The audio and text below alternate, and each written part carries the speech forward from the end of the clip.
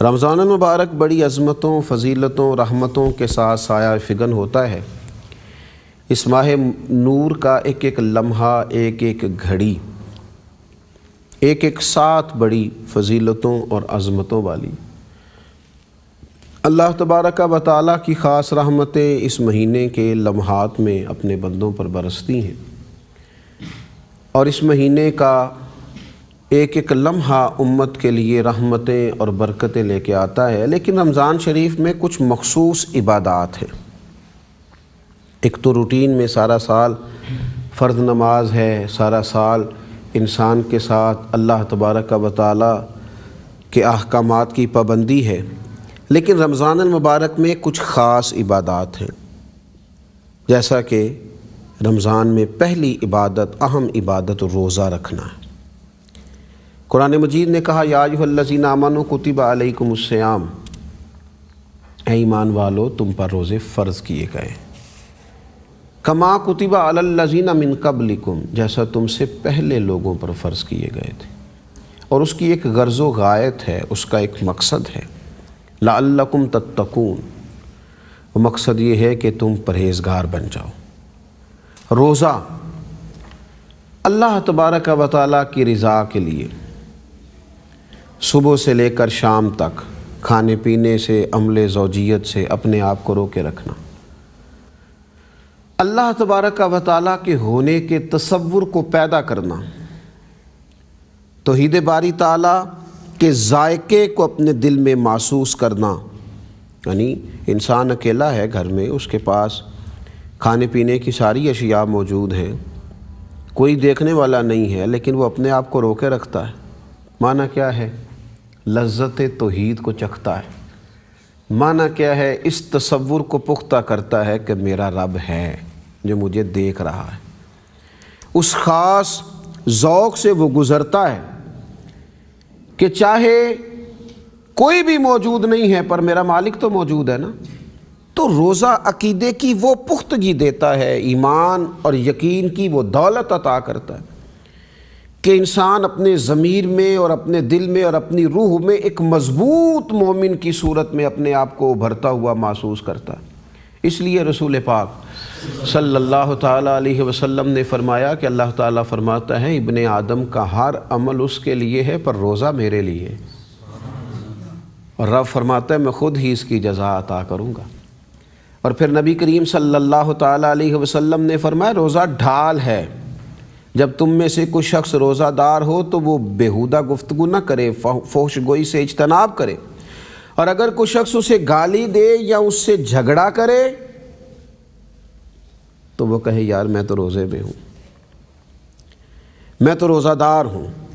حضور علیہ الصلوۃ والسلام فرماتے ہیں مجھے اس ذات کی قسم، یہ ذرا لفظ دیکھیے، کریم فرماتے ہیں مجھے اس ذات کی قسم جس کے قبضے میں محمد عربی صلی اللہ علیہ وسلم کی جان ہے، حضور فرمانے لگے روزہ دار کے منہ کی خوشبو قیامت کے دن اللہ کی بارگاہ میں کستوری اور عنبر کی خوشبو سے بھی زیادہ محبوب ہوگی۔ صرف اس کے منہ کی خوشبو، اتنا رب پیار کرے گا روزہ رکھنے والے سے، اتنی محبت کرے گا اللہ تبارک و تعالی۔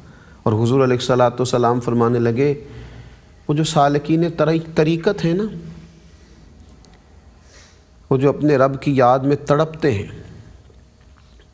وہ جو روز کہتے ہیں کبھی اے حقیقت منتظر نظر آنا لباس مجاز میں، لاکھوں سجدے تڑپ رہے ہیں میری جبین نیاز میں،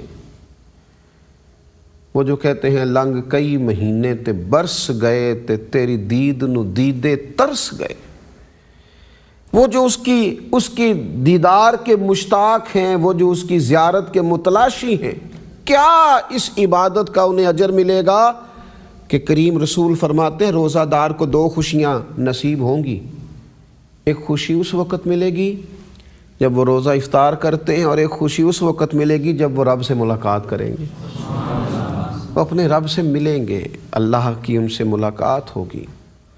اس عبادت کا اتنا بڑا اجر نصیب ہوگا۔ تو روزہ دار، روزہ حضور فرماتے ہیں جنت میں ایک دروازہ ہے باب الریان اس کا نام ہے، اس سے صرف روزہ دار گزرے گا۔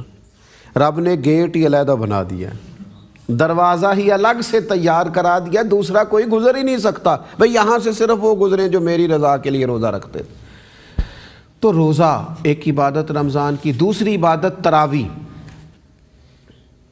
نبی اکرم صلی اللہ تعالیٰ علیہ وآلہ وسلم نے ارشاد فرمایا، جس نے رمضان المبارک میں ایمان اور ثواب کی نیت سے قیام کیا، اللہ اس کے گزشتہ تمام گناہوں کو معاف فرما دے گا۔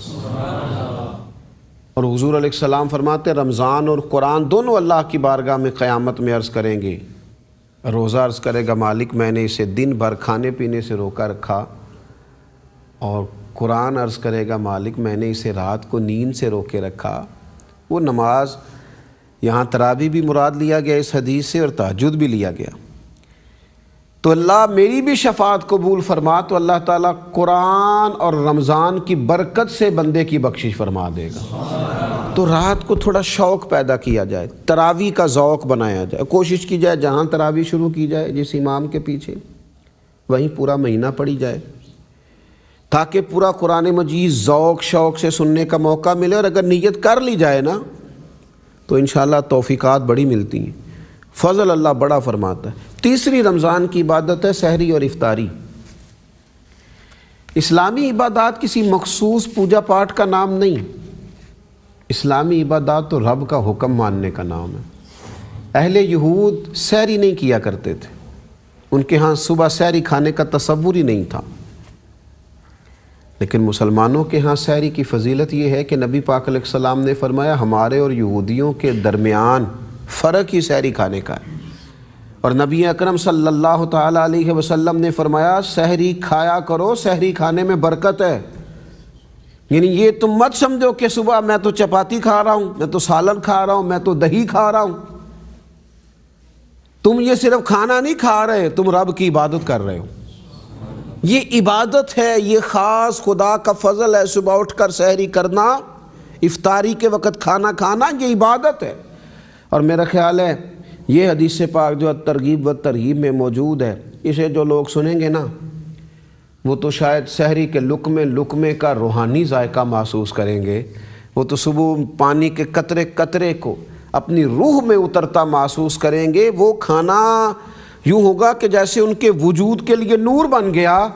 رسول کریم صلی اللہ تعالیٰ علیہ وسلم نے فرمایا، بے شک اللہ تعالیٰ اور اس کے فرشتے سحری کھانے والوں پر رحمتوں کا نزول فرماتے ہیں۔ وہ روٹی کھا رہے ہیں، دہی کھا رہے ہیں، سالن کھا رہے ہیں، پانی پی رہے ہیں، کھانا کھایا جا رہا ہے، اور اللہ رحمتوں کا نزول فرما رہا ہے، فرشتے رحمتوں کا نزول کر رہے ہیں۔ تو سحری اور افطاری یہ بھی رمضان المبارک کی عبادات ہے۔ پھر رمضان شریف میں اعتکاف کیا جاتا ہے۔ حضرت عطا بن ربیع رضی اللہ تعالیٰ عنہ کے الفاظ بڑے خوبصورت ہیں۔ آپ فرمایا کرتے کہ معتکف کی، اعتکاف کرنے والے کی مثال اس شخص کی طرح ہے جو کسی ضرورت کے لیے کسی بڑے آدمی کے دروازے پہ گیا اور پھر جا کے وہاں بیٹھ گیا، کہنے لگا جب تک میرا کام نہیں ہوگا میں جاؤں گا نہیں۔ فرمایا اعتکاف کرنے والا بھی بیٹھ گیا ہے رب کریم کے دروازہ کرم پہ کہ مالک جاؤں گا تب جب تو اپنے فضل سے میری بخشش کر دے گا۔ اور حضرت عبداللہ ابن عباس رضی اللہ تعالیٰ عنہ رسول پاک علیہ الصلوۃ والسلام کی قبر نور کی طرف، مزار اطہر کی طرف اشارہ کرتے اور ساتھ ان کی مقدس آنکھوں سے ٹپ ٹپ آنسو بہتے، فرماتے زیادہ دیر نہیں ہوئی، میں نے اس قبر میں آرام فرما محبوب علیہ السلام سے سنا ہے کہ جو رب کریم کی رضا کے لیے ایک دن کا بھی اعتکاف کرے گا نا، اللہ اس کے اور دوزخ کے درمیان 3 خندقیں بنا دے گا، اور ایک خندق کی چوڑائی لمبائی اتنی ہے جتنے زمین و آسمان ہوتے ہیں۔ یہ اعتکاف کرنے والے کو برکت ملے گی۔ اگر ایک دن کے اعتکاف کی یہ شان ہے تو 10 دن کے اعتکاف کا اللہ کتنا اجر عطا فرمائے گا۔ پھر اسی طریقے سے رمضان المبارک کے اندر شب قدر ہے، اور یہ جو اعتکاف ہے اس کا مقصود ہی شب قدر ہے، اور نبی اکرم صلی اللہ تعالیٰ علیہ وآلہ وسلم کا طریقہ ہے۔ حضور فرماتے شب قدر کو رمضان کی آخری 10 دنوں میں تلاش کرو۔ اسی کے لیے حضور اعتکاف فرماتے، لوگوں کو اٹھاتے، اور سرور کائنات علیہ الصلوۃ والسلام نے اس ماہ مقدس کی یہ عظمت اور فضیلت بیان کی اس رات کی کہ قرآن مجید نے کہا لیلۃ القدر خیر من الف شہر، یہ وہ ایک رات ہے جو ایک رات ہے پر 1000 مہینوں پر فضیلت رکھتی ہے۔ تو اس ماہ مقدس کی ایک عبادت شب قدر کی تلاش بھی ہے، پھر صدقہ فطر اس مہینے میں ادا کیا جاتا ہے۔ اور نبی اکرم صلی اللہ تعالیٰ علیہ وسلم نے اس ماہ مبارک کو ویسے ہی غمخواری کا مہینہ قرار دیا ہے، مساوات کا مہینہ قرار دیا ہے، صدقات کیے جائیں، صدقہ فطر بھی ہو اور دیگر صدقات نافلہ بھی ادا کیے جائیں، تھوڑی سی غریب پروری کی جائے، لوگوں کو خیر میں شامل کیا جائے۔ صحابہ کرام علیہم رضوان فرماتے ہیں رمضان حضور تو ہمیشہ ہی سخی تھے، کبھی زبان پر لفظ لا آیا ہی نہیں،